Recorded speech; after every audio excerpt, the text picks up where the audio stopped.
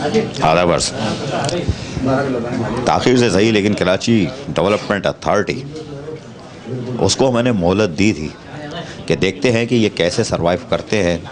जब नए डीजी आए थे तो उनके अज़म थे, लेकिन फिर होता ये है कि ऐसा लग रहा है कि कराची डेवलपमेंट अथॉरिटी आजमाइशी इदारा है, आजमाइशी क्या तफरीही इदारा है, और 3 महीने के लिए डीजी आता है। डॉक्टर सैयद साहब रहमान को डीजी बनाया, उनकी रुखसती आ गई है करीब, और हो सकता है आज शाम को ऑर्डर आ जाए या कल आ जाए और वो रुखसत हो जाए, दूसरा आगे बैठ जाए।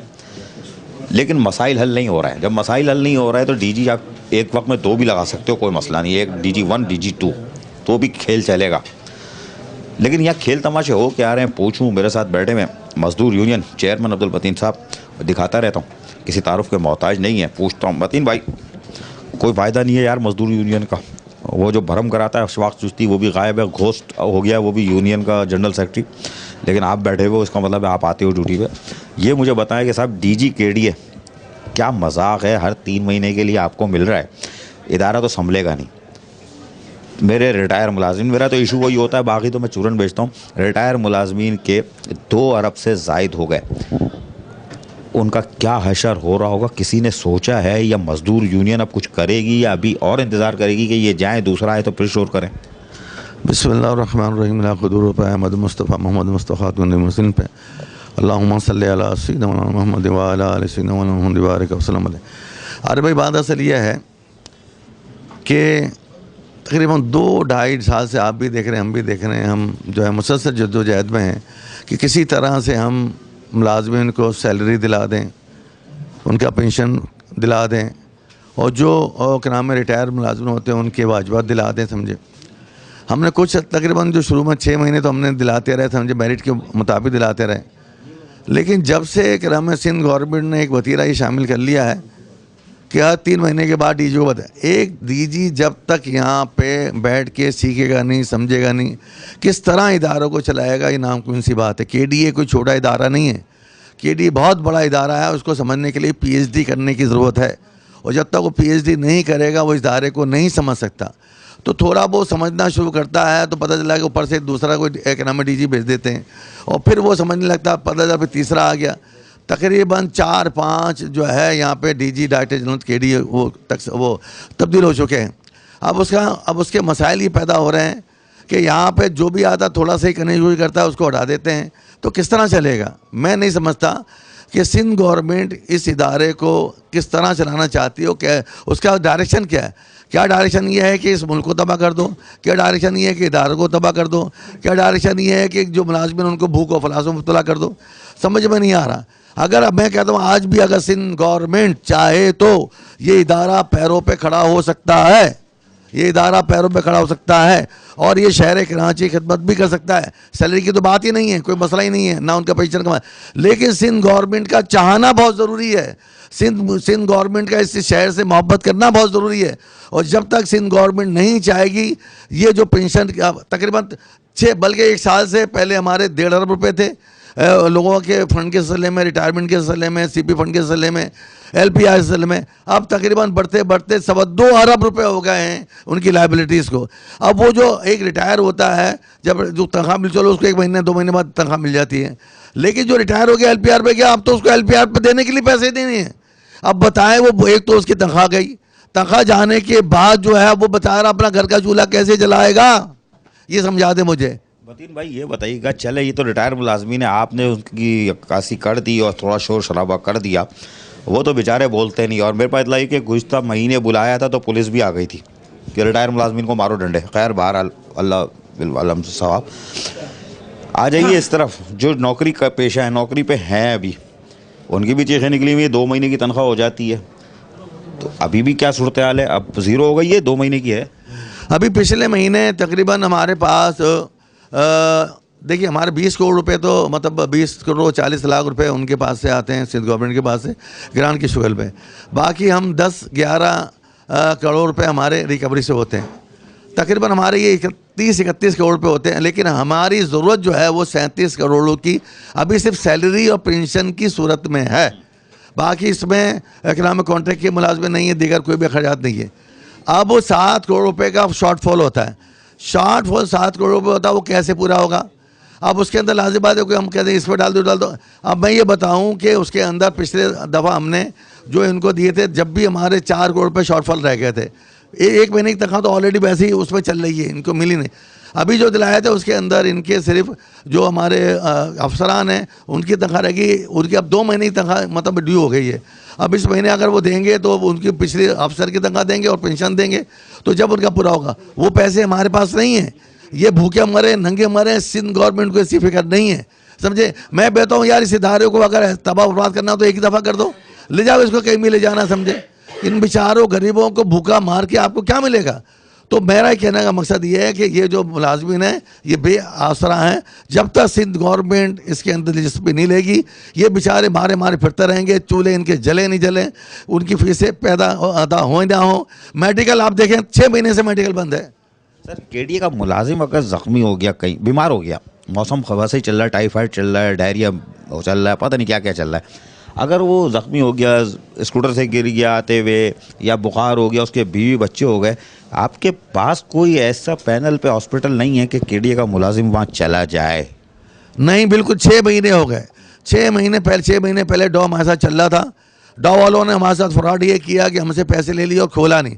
हमने उनको 70 लाख रुपए दिए, 34 लाख के दोष है, जो चेक भी दिए। अब वो उन्होंने फ्रॉड हमारे साथ किया, खोला नहीं, कहने लगे नहीं हमारे 1.5 करोड़ रुपये और दो। अरे भाई हम जब देंगे जबकि हमारे बच्चों को देखोगे, हमारे मुलाजिमों को देखोगे।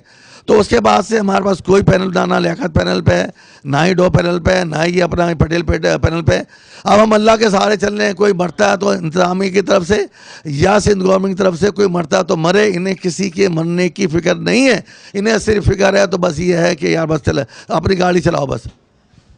ये हो क्या रहा है केडीए के अंदर, कराची डेवलपमेंट अथॉरिटी में? तो आप इसका मतलब ये जितने 6 महीने 5 डीजी बदले 1.5 साल के अंदर, एक भी अहल डीजी कराची डेवलपमेंट अथॉरिटी को नहीं मिला, ये तो तय हो चुका। सर 5-7 करोड़ का शॉर्टफॉल है, ये किसका काम है? डीजी डायरेक्टर जनरल का काम है कि वो आके अपनी रिकवरी को देखे।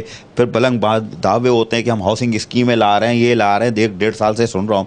अगर ये सब नहीं कर सकते तो भी डीजी केडीए का तो फिर तो किसी भी पट्टे वाले को बना दिया जाए जब इसी तरह चलाना है। तो क्योंकि डीजी तो एल नहीं हुआ, एक तो पैनल पे आप कुछ सहूलत नहीं दे सकते, पेंशन नहीं दे सकते, तनख्वाह नहीं दे सकते, मेडिकल नहीं दे सकते, बाहर गेट के पास सेवरेज का पानी पड़ा हुआ सिविक सेंटर केडीए के सामने, वो साफ़ नहीं करवा सकते, गाड़ी में आओगे चले जाओगे, लोग मर रहे हैं। तो फिर क्या है ये डीजी केडीए वीडीए? सर सब ये इसका मतलब है सब जो आ रहे हैं उनको पता है 3 महीने के लिए आए हैं, निकलो, अस्सलाम वालेकुम।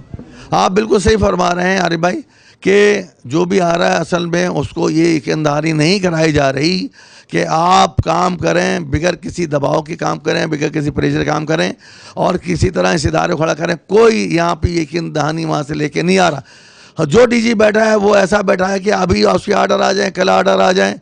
अब वो डीजी कैसे काम करेगा मुझे बताओ यार। वो जब डीजी को यही पता नहीं है कि मैं सीट पे 2 दिन बैठा हूँ, 2 महीने बैठा हूँ, ये 6 दिन बैठा हूँ, तो कौन इंटरेस्ट लेगा? कोई नहीं लेगा। आप ये मैं डॉक्टर सैफुर रहमान आए, मैं इनको सपोर्ट इसलिए करता हूं कि ये ईमानदार आदमी है, लेकिन ईमानदारी का फ़ायदा इनकी ये होना चाहिए कि ये जो मसाइल हैं जो हमारे 2 अरब के जो उनसे लेनी है हमें ग्रांट, वो उसको हल कराए। जो हमें क्या नाम है उनसे जो अपने वाजबात लेने हैं वो उसको पूरा कराएं। अभी हमने इनको क्या नाम है वो बटरमैन चार्जेस के सिलसिले में कहा कि जो हमें ये बटरमैन चार्जेस दे नहीं रही है सिंध गवर्नमेंट, बल्कि चारों को निपटा दिया, हमारे हिस्सा गायब कर दिया, वो दिलाएं। हमारे करोड़ों रुपए इदारों के ऊपर चढ़े हुए हैं, बिल्डिंग कंट्रोल ये पैसे खा के बैठा 50 करोड़ रुपए, ये पैसे नहीं दे रहा। वो कह रहा है कि सिंध गवर्नमेंट कहेगी तो हम देंगे, वरना हम नहीं देंगे, समझे। अब ये क्या है मास्टर प्लान को खा के बैठे हुए। मास्टर प्लान हमारा सर है, अगर मास्टर प्लान हमको नहीं देंगे तो हम ये इदारा चलेगा कैसे? शहर कराची चलेगा कैसे? शहर कराची के लोग कहाँ पे क्या में अपने आप को रिकग्नाइज कराएंगे? फिर तो लाजम चाला करने की हो रही है, तो वो सही कर रहे नहीं कर रहे। जब तक शहर कराची को मास्टर प्लान नहीं मिलेगा उस वक्त तक ये इदारा नहीं चल सकता। मतीन भाई मुझे ये बताओ, फिर इसका मतलब है डायरेक्टर जनरल केडीए जो है वो अपने अगर लोगों के मसाइल तो छोड़ दो, ये मुलाजमीन के मसाइल, रिटायर मुलाजमीन के मसाइल वो छोड़ दो, बाहर सेवरेज का पानी खड़ा है वो नहीं हटा सकता, वो भी छोड़ दो, तो फाइनेंस डिपार्टमेंट से कहाँ से पैसे लाएगा यार? ये ख्वाब है। और यकीनन वो भी सोच रहा हूँ कि ड्यूल चार्ज है, निकलो यहाँ से, दूसरी गली पतली गली पकड़ो, दूसरा आगे बढ़ जाएगा, मैं तो वहीं सही हूँ। लेकिन सर ये बताए मजदूर यूनियन की दुकान फिर क्यों खुली हुई है यार? साबिक डीजी जे थे उनको आप जुलूस निकालते थे, प्रेशर देते थे, कुछ ना कुछ मुलाजमीन को मिल जाता था। ये अभी आपने दुकान खोली हुई है यार, मतीन भाई वो जनरल सेक्रेटरी वो भी ऐसा थल्ले होकर बैठा हुआ है, खामोश मुंह में चिंगम लेके बैठा हुआ है, कोई बोल ही नहीं रहा कि इस वक्त हम कहाँ खड़े हुए हैं कि चलो यार पेंशन वाले, मैं पेंशन की तो जंग लड़ूंगा, रिटायर मुलाजमीन की जो ड्यूटी पे हैं ये तो उधार ले लेंगे, उनको पता है कि हम दे देंगे बाद में। रिटायर मुलाजमीन कहाँ से देगा, उसके 2-2.25 अरब। मेडिकल अगर नहीं मिल रहा तो यार मजदूर यूनियन दुकान खोल के बैठी हुई है, बंद करे दुकान। अपने आरिफ भाई ये आपने सही फरमाया कि हम क्यों नहीं इसके खिलाफ मतलब आवाज़ उठा रहे हैं। मैं असल में एक उस नाते से जो इनका रिकॉर्ड है कि ये मतलब इनका रिकॉर्ड ये है कि मतलब ये बेहतर आदमी हैं, करप्शन में नहीं है, तो इसलिए हम इनके इसलिए साथ है कि ये हम इनको इसलिए नहीं छेड़ रहे हैं कि अगर हम छेड़ेंगे तो ये भी भाग जाएंगे। अब भाग जाएंगे तो हम किस किस को पकड़ के यहाँ बिठाएंगे, समझे, किस किस को लेके आएंगे। मेरा कोई रिश्तेदार तो है नहीं, मैं जो भी सोचता हूँ वो इदारे के लिए सोचता हूँ। अब मैं एक और मसला आपको छोड़ूँ, आपने अभी इन्होंने सिक्योरिटी स्टाफ जो कि फ़ौज के रिटायर लोग हैं वो गेटों पे खड़े हैं, तकरीबन 70 आदमी खड़े हुए हैं गेटों के ऊपर, उनके कॉन्ट्रैक्ट ख़त्म हो गए हैं। वो कह रहे हैं कि अगर हमारे आपने रिहायरिंग नहीं की तो हम गेट छोड़ देंगे, हम तो फौजी हैं, हम चले कहीं भी काम हमें तो मिल जाएगा, समझे। अगर वो रिहायरिंग नहीं आप करेंगे, मैं आपको इसके आपके तवज्जो से कह रहा हूँ कि ये गेट खुल जाएंगे, समझे, और कोई भी दहशतगर्द आके अपने यहाँ पे दहशतगर्दी कर सकता है और उसकी जिम्मेदार इंतजामिया होगी, ये बता दूँ। तो इनसे कहता हूँ फौरी तौर पे उन जो सिक्योरिटी गार्ड के जो बैठे हुए जो फौजी हैं यहाँ पे, उनके फौरी तौर पर रिहायरिंग के मसले को हल करें और उनके कॉन्ट्रैक्ट को बहाल करें और उनकी तनख्वाह फौरी तौर पर अदा करने की अकामत जारी करें, समझे। ये तो बेचारे हमारे रिटायर फौजी हैं जिनको आपने गेटों पे खड़ा किया हुआ है, कॉन्ट्रैक्ट पे रखा हुआ है, लेकिन हम इतने बड़े मुनाफिक हैं, पाक फौज जिंदाबाद के नारे लगाते हैं और काम सारे उतारते हैं वैसे ही, बाद में कहते हैं खा गई लूट के हमको, ठीक है ना। तो ये बेचारे रिटायर मुलाजमीन है फ़ौज के, और सर्दी गर्मी जाड़ा बरसात हो ये ड्यूटी देते हैं, इनका भी कॉन्ट्रैक्ट गया, रिटायर मुलाजमीन मर रहे हैं तो मरें। मुलाजिम मेरा घर से आए, बुखार हो, नज़ला हो, ज़ुकाम हो, उसकी बीवी मर रही हो, इलाज नहीं मिलेगा तो जहन्नम में जाए। ये है कराची डेवलपमेंट अथॉरिटी। डीजी के लिए 5-6 बदल गए, ये है कराची डेवलपमेंट अथॉरिटी। डीजी जाके पैसे नहीं ला सकता रिटायर मुलाजमीन के लिए, ये है Karachi development authority. Housing scheme का ऐलान करता है लेकिन गवर्नमेंट से मंजूर करा के शुरू नहीं कराता, ये है कराची डेवलपमेंट अथॉरिटी। कराची तबाह हो रहा है, ये है कराची डेवलपमेंट अथॉरिटी। तो सिंध कहाँ खड़ा हुआ है? वज़ीर बल्दियात नासिर हुसैन शाह साहब, आप आते हो मुस्कुराते हो, यहाँ एक मरला हर महीने मीटिंग करते थे, वो भी ख़त्म हो गई, तहक़ीक़ दयानी कराते थे। हमें तो पता था जब बदर जमील को बोला था 3 महीने का टाइम दिया कि मियाँ तुम्हारी तो छुट्टी होगी, ये आए हैं, इनकी भी टाइम पूरा हो चुका है, अब दूसरा आएगा, और अगर दूसरा नहीं मिलेगा तो मंगी साहब तो है ना तुम्हारे पास, ला के बिठा दोगे उसको, और फिर हमारे मतीन भाई को अशफाक चिश्ती को छोड़ दोगे, जुलूस निकालो इनका। यार आप सही नहीं कर रहे हो यार, वो मंगी साहब शरीफ आदमी आएंगे, उसका जुलूस निकाल दोगे, इनका आप बोल लो शरीफ आदमी है। भाई शराफत ऐसी काएगी जो हमारे मुलाजिम मर रहे हो यार। आप बिल्कुल सही कह रहे हैं कि यहाँ पे किसी शरीफ आदमी का काम नहीं है, यहाँ पे तो वही आना चाहिए जो कि सिस्टम का आदमी हो। असल में सिस्टम का आदमी आता है, सब खुश होते हैं, समझे, लेकिन उस सिस्टम का आदमी को जब भेजते हैं तो वो यहाँ पे ऐसी ऐसी हरकतें करता है जो कि क्या नाम है किसी तरह भी हमारे इदारे के मफाद में नहीं होती है। और फिर वो ये होता है नैप उठा लिया, फिर पता चला FI आ गई, फिर पता चला कि सेंट्रल से आ गए लोग, समझे, उठाने के लिए। आज हमारे लोग उसी की सज़ा हमारे मुलाजिम भुगत रहे हैं, समझे। जो सिस्टम में आदमी आता वो तो देखता नहीं, वो तो अपनी जेबें भरता और निकल जाता है, समझे। अब जो सिस्टम के लोग नहीं आते उनको आप रखना नहीं देते। तो मैं आपके तवज्जो से ये कहता हूँ कि अगर एक बिगड़ सिस्टम का आदमी बैठा हुआ है इसको चलने दो और इससे काम लो, और इससे अगर काम लोगे तो इदारा भी चलेगा और मुलाजिमिन की सैलरी और पोजीशन भी चलेगी, समझिए। शरीफ आदमी है मतीन साहब, मैं ज़्यादा नहीं छेड़ता, बहुत टाइट तो कर दिया मैंने, लेकिन शरीफ आदमी इज़्ज़त करता हूँ, इनकी बहुत इज़्ज़त करता हूँ, आप जानते हो, इसलिए मैं नहीं बोल रहा, वरना खुले अल्फाजों में ये तो शरीफ आदमी है ना, मैं तो बिल्कुल ओपन बोलता हूँ, किसी से नहीं डरता। इसका मतलब है कि या आओ ऐसे अफसरान लाओ, खाचेबाजी करें, इस कराची डेवलपमेंट अथॉरिटी पैदा की बेहतरीन जगह है, आओ तुम भी खाओ हम भी खाएं, मिल के खाएँ। अगर आपको याद हो एडमिनिस्ट्रेटर का दौर था, इन मुंतखब चेयरमैन जिन्होंने इस शहर को वासी तबाह कर दिया, उससे पहले जो एडमिनिस्ट्रेटर का दौर था बड़े पैदागीर थे, इदारे चल रहे थे, है ना। इसका मतलब खाओ पियो तुम भी हम भी, कराची इतना सफ़र नहीं करेगा, आधा %।